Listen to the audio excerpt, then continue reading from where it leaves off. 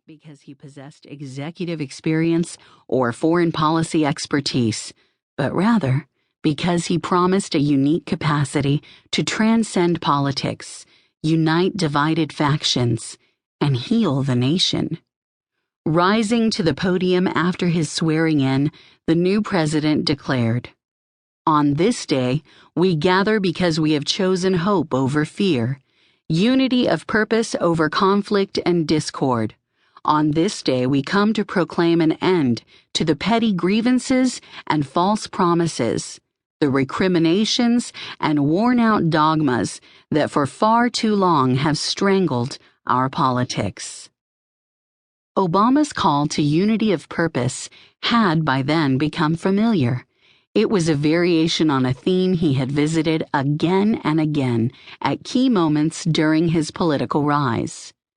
Now, even as we speak, there are those who are preparing to divide us.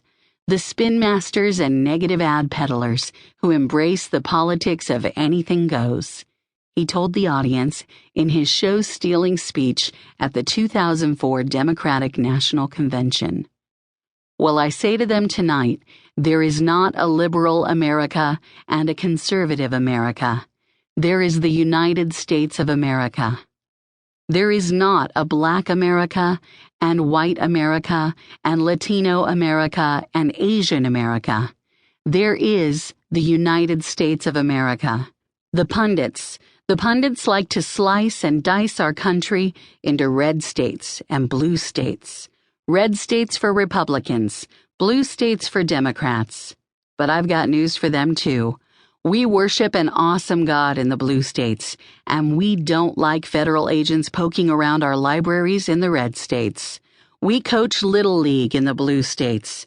And yes, we've got some gay friends in the red states. There are patriots who opposed the war in Iraq, and there are patriots who supported the war in Iraq.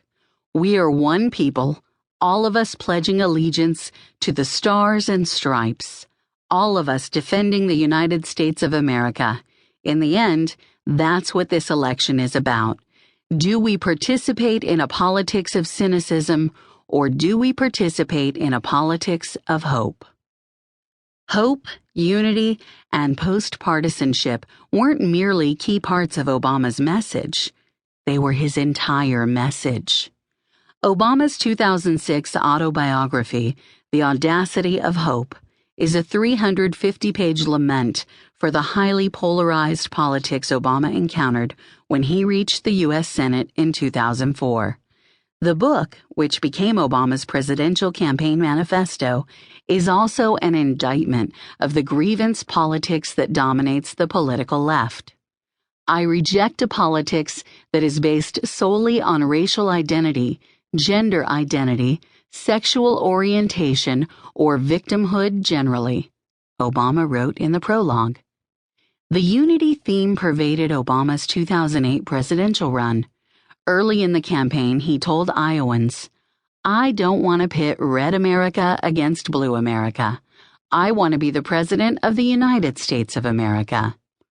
On Super Tuesday, he claimed that his candidacy prompted many Americans to realize that maybe we don't have to be divided by race and region and gender, that we can come together and build an America that gives every child everywhere the opportunity to live out their dreams. And at Grant Park in Chicago on the night of his election, Obama pledged to Republicans, "I will listen to you, especially when we disagree. Let us resist the temptation to fall back on the same partisanship and pettiness and immaturity that has poisoned our politics for too long." In part due to such lofty rhetoric, Obama began his presidency with a 68% job approval rating, one of the better initial ratings of post-World War II presidents, according to the Gallup polling firm. Of course, by the most objective measure, Obama had not united the country. The nearly 70 million votes he had received were more than any presidential candidate in U.S. history. But more than 2/3 of eligible voters did not cast a ballot for Barack Obama. That included more than 61 million Americans who voted for somebody other than Obama, and another 90 million eligible voters who found the idea of Obama as president